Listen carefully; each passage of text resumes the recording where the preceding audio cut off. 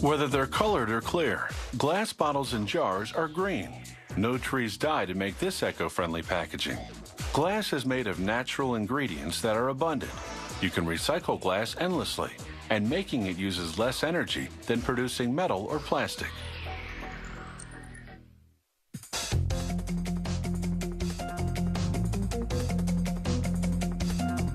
The recipe for glass combines about a half a dozen natural raw materials, but the main ones are silica sand, soda ash, and limestone. Silica sand usually makes up about 45% of the batch. The soda ash helps melt the silica evenly. It comprises about 15%. A limestone content of about 10% makes the finished glass more durable. They combine these ingredients with recycled glass called cullet.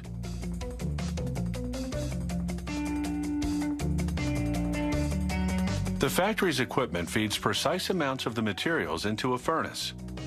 Over a full day, the fiery heat, 2,730 degrees Fahrenheit, melts everything together, producing a gooey liquid that's the consistency of honey. The molten glass pours out of the furnace. Shears cut the flow at precise intervals to produce cylindrical gobs. Each gob is the exact amount required to make one bottle or jar. They drop to a device called the scoop. The scoop moves them to troughs that feed them to jar forming and bottle forming machines.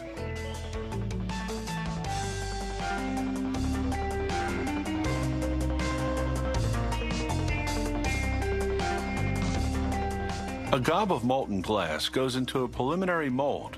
In a matter of seconds, it comes out as what's called a parison, a miniature version of the final bottle. Each parison then moves into a blow mold, the cavity of which is the shape of the final bottle. The equipment blows the compressed air into the parison, stretching the glass outward toward the wall of the mold cavity.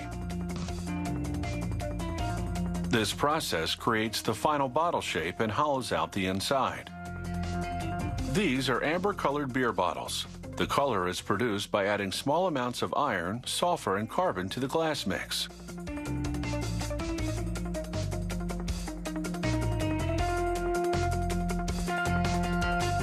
The factory uses a similar manufacturing process to produce other types of bottles and jars. In this run, the company is making 375 milliliter wine bottles out of clear glass. This run is producing 375 milliliter liquor bottles also out of clear glass.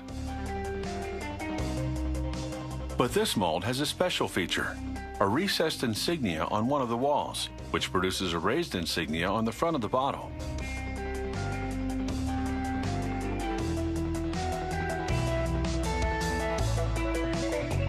After the bottles leave the forming machine, they travel through flames. Otherwise, they would cool down too quickly and crack from thermal shock.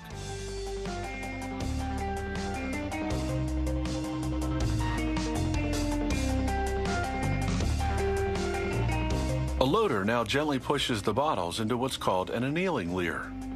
The bottles cool at a controlled rate as they move through the leer. This releases stress from the glass gradually.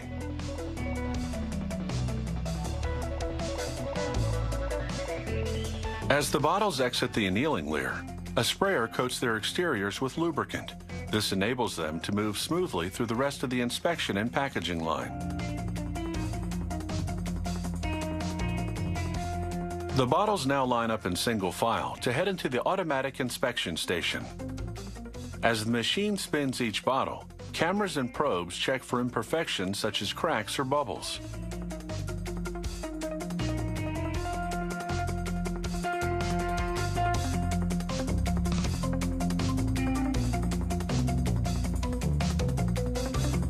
The inspection equipment then examines the top to check dimensions and ensure the threads for the screw cap are molded correctly.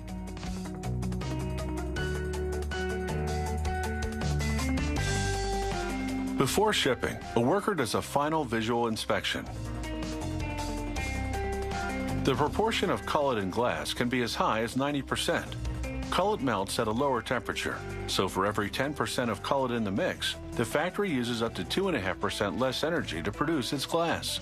Now that's an incentive to recycle.